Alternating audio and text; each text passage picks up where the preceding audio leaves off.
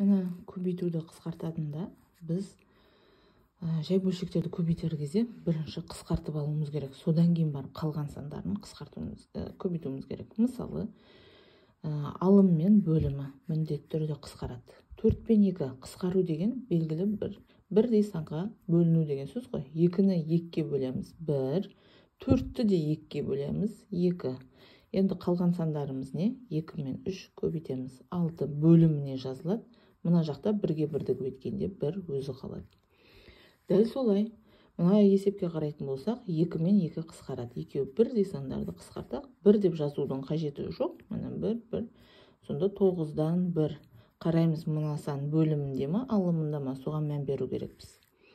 Келесі 3 пен 3 қысқарады. 1 дедік, яғни 3-ке бөліп атырық деген сөз, қысқарту деген сөз. Одан кейін 2 мен 8.